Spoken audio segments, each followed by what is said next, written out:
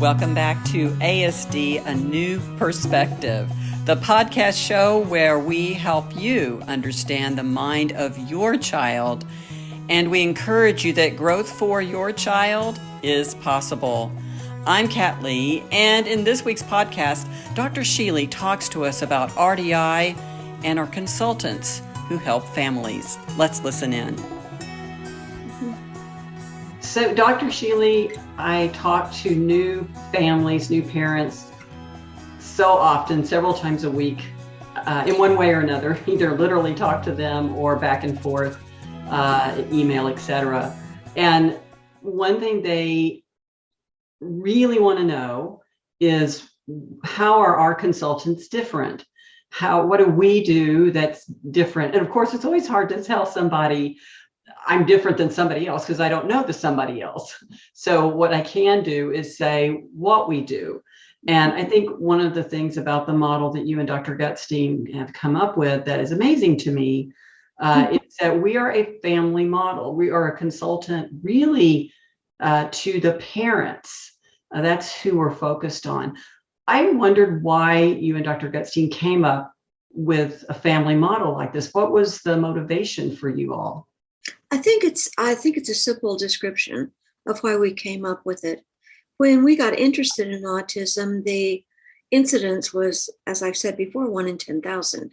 And what we were seeing was parents giving their children over to people, assuming that anybody would be better with their children than they were. And we just disbelieved that from the beginning. So the consultant model we came up with was based on independence. And by that, I mean, you start with your own children by guiding them and then, maybe teaching and guiding. And then at some point, they become independent of you. And they come back at times and say, remember when I was wondering how you thought about it. So they use you more as a consultant than they did when they were younger. And so that became the model for RDI. We knew we needed to replicate as much as we could what happens in families that aren't dealing with autism. And so we wanted to get that guiding relationship in place. We wanted to get parents to a point where they could help their children reach their own potential. And then in the same way that their children would come back and talk to them about being a consultant, our parents do the same thing. They come back and they ask us, we're pretty independent now, but this came up. What are your suggestions? So we become consultants rather than people who are getting kids to do things and getting parents to do things. The family model is one of the things that attracted me to RDI. Mm-hmm. And I know exactly what you mean when you say parents thought that anyone would be a better guide than they would. So for those who might be watching us visit who wonder about that, I would see parents hire people with little to no experience to work with their children. That is how incompetent the parents felt. That someone who had no experience with children, no children of their own, but who would just agree to come in and work, that would be better than me. And I think that says a lot about how parents feel, don't you? I think it does. I think it also speaks to how autism can make everyone feel incompetent. It can make the person who is beginning to deal with autism feel incompetent in terms of our relationships and the world at large and how to navigate that. I think it does the same thing with the parents and also, interestingly, with the professionals at that point who are getting involved. So once they were given a roadmap that was static, do this, sit here, point here, it became very doable because then they no longer felt incompetent. Like, I know what to do. I will give him whatever to get him to say a word.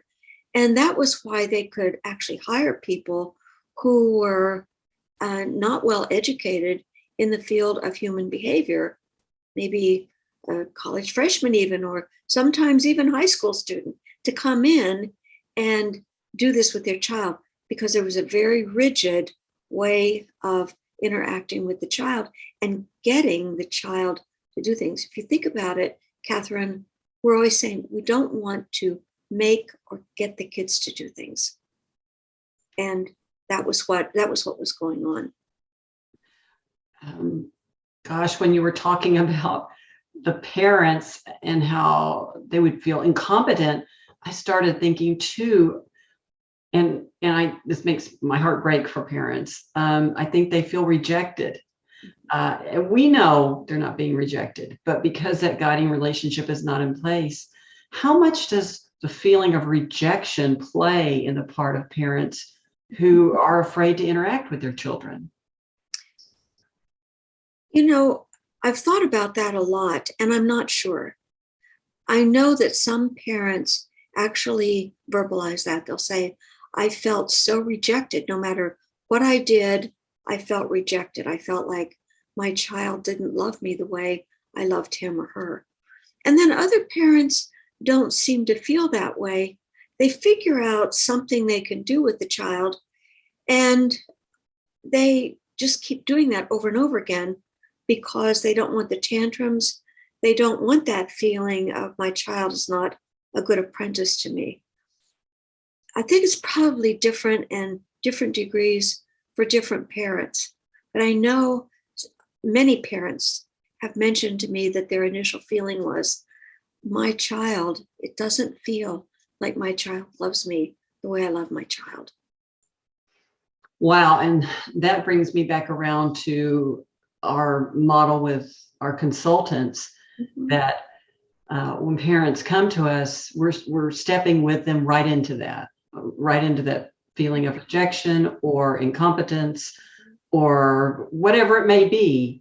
How do you train new consultants to think about this? Because this is really a different model. This is really a different interaction. And having known as a parent myself, many different consultants who are focusing mostly on the children and goals, whatever they may be for the children, this is different. This is focusing on parents and the heart of their life, their children. When parents realize that their role is not to get their child to do something, but to help their child become a better apprentice to them, and that they will be able to guide that child, a light bulb goes off. Because while they've maybe been thinking, maybe feeling rejected, now they see their role in a different way. I'm going to help my child become a better apprentice to me so that what we do together pulls my child ahead and helps him reach his potential. And that's what we train our consultants to do. And the consultants come from all kinds of backgrounds. We have consultants who are in the helping professions. They're social workers, they're occupational therapists. And then we have parents who love RDI and they want to help other parents. So they might have been pharmacists or shoe salesmen or car manufacturers, accountants, all kinds of things. We have an interesting mix of people. But with that mix, everybody brings something to the table. And particularly for parents who become consultants, they bring a sensitivity to the table that people who have not lived with autism every day just don't have. On that sensitivity, because you're going to be in their home, even if you're not physically in their home, you're in their home. Because they're going to be sharing with you, as I say, their kitchen table experience, their playroom experience with you. They're going to be showing you videos of their home. And so that relationship is so important. And that is one of the things I've really valued about you and Dr. Gitstein, is you train your consultants, of course, in the things they need to know to help the families, but also with a sensitivity that you're coming into someone's home. And my mother taught me There's a certain way you respectfully are with people when you're in their home. What did she teach you? I'm interested in that. Well, she talked about how you respect whatever their values are. You show them respect for the things that are important to them. And even if you're not accustomed to it or used to it, you talk to them about it with interest and not in a skeptical way. And I really do think one of the things that our consultants do, because they are figuratively anyway in the home, is show that respect. It's so important. I think it's so important for parents to know that they have been heard, and to start a conversation with parents where you're trying to get them to do something or you're explaining something doesn't help them feel heard. People need to tell their stories. People want to tell their stories. And if we really want to get in there with parents and all of us move forward together, we need to hear them. And we need to hear them not in terms of what date somebody did something, but we need to hear them with compassion. We need to hear them with an open mind.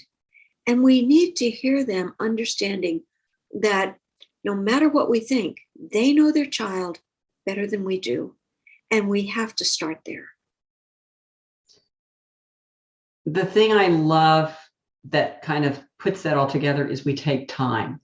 And I don't know how many times I've had a new family tell me, I work with this or that, but they take 10 minutes every 2 weeks and tell me, oh, this is happening, this is happening. But it's back to what you said, to hear someone, to feel heard, takes taking that time, Dr. Sheely. Yeah, it does. And I've appreciated your work, Catherine. I followed it closely over years now. And I know that when I talk to a family that's worked you, they always talk about how you kept them focused, but how you did it with compassion and how you thought so carefully about their child, how carefully you responded to the information they sent you during the week. So I just would like to say thank you to you today. So thank you. Well, thank you. And I thank you and Dr. Gutstein, because you're bringing this to parents. You've been bringing this to parents for years. And what the work for families is in RDI is so relevant now as it was 20 years ago. It's just key to moving our families, moving our children, and moving our parents forward with their families. And so I thank you. Thanks for joining us for ASD, A New Perspective, a podcast show where we help you understand the mind of your child. And we always encourage you that growth for your child is possible. I'm Kat Lee. See you next time.